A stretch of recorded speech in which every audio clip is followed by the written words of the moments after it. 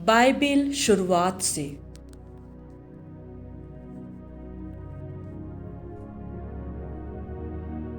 आज बाइबिल शुरुआत से में हम बाइबिल की दूसरी कहानी के बारे में जानेंगे।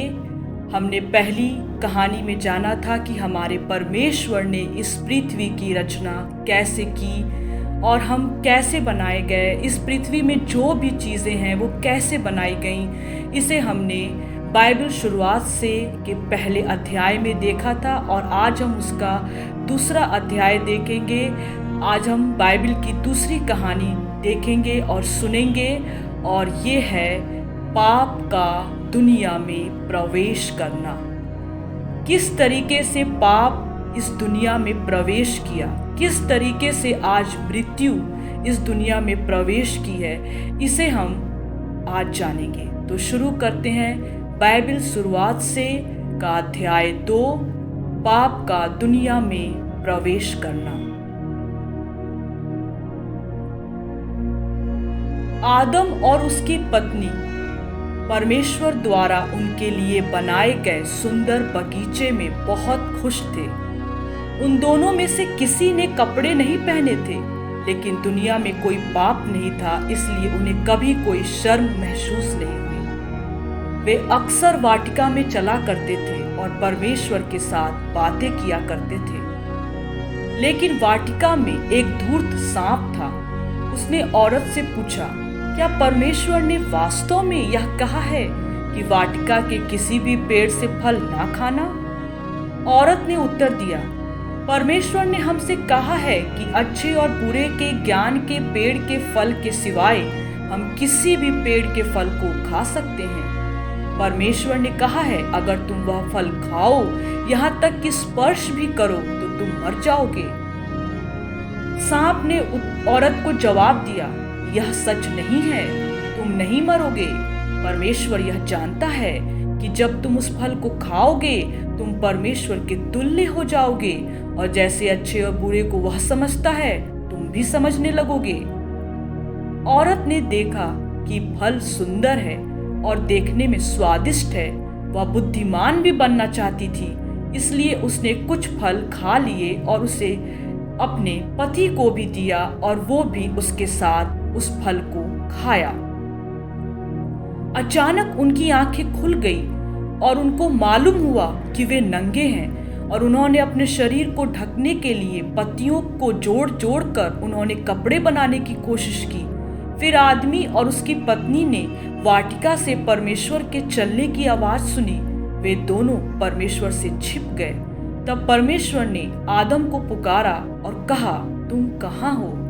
आदम ने उत्तर दिया, मैंने तुम्हें बगीचे में चलते सुना, मैं डर गया और मैं छिप गया क्योंकि मैं नंगा था। तब परमेश्वर ने पूछा, किसने तुझे बताया कि तू नंगा है? जिस पेड़ का फल खाने को मैंने तुझे मना किया था, क्या तूने उसका फल खाया है?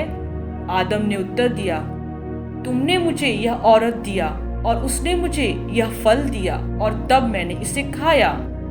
परमेश्वर ने हवा से पूछा, तूने यह क्या किया? औरत ने कहा, सांप ने मुझे धोखा दिया। परमेश्वर ने सांप से कहा, तू शापित है, तू पेट के बल चला करेगा और जीवन भर मिट्टी चाटता रहेगा। तुम और औरत एक दूसरे से नफरत करोगे और तुम्हारी संतान और उसकी संतान भी एक दूसरे से नफरत करेंगे। हवा का वंशज वह तेरे सर को कुचल डालेगा और तू उसकी एड़ी को डसेगा। फिर परमेश्वर ने हवा से कहा, मैं तुम्हारे प्रसव की पीड़ा को बहुत बढ़ा दूंगा। तेरी लालसा तेरे पति की ओर होगी और वह तुझ पर प्रभुता करेगा। परमेश्वर ने आदम से कहा, तुमने अपनी पत्नी की बात सुनी और मेरी आज्ञा ना मानी। अब भूमि शापित है, तुम्हें उसकी उपज खाने के लिए कड़ी मेहनत करनी पड़ेगी। फिर तुम मर जाओगे और तुम्हारा शरीर वापस मिट्टी में मिल जाएगा। मनुष्य ने अपनी पत्नी का नाम हव्वा रखा, जिसका मतलब होता है जगत जननी, क्योंकि वह समस्त मानव जाति की मां कहलाएगी। और परमेश्वर ने जानवर की खाल से आदम और हवा को ढका। तब परमेश्वर ने कहा, मनुष्य अच्छाई और बुराई को जानने के कारण हम जैसे हो गए हैं कि अब उन्हें कभी भी जीवन के वृक्ष से खाने की अनुमति नहीं दी जाएगी। और परमेश्वर ने सुंदर बगीचे से आदम और हवा को बाहर भेज दिया। परमेश्वर जीवन के वृक्ष का फल खाने से किसी को रोकने के लिए उद्यान के द्वार पर सर्वशक्तिशाली स्वर्गदूतों का पहरा लगा दिया। सो मसीह में प्रियो, बाइबल शुरुआत से की दूसरी कहानी से हमें पता चलता है कि पाप किस तरीके से हमारी दुनिया में, हमारे जीवन में प्रवेश करता है। कब?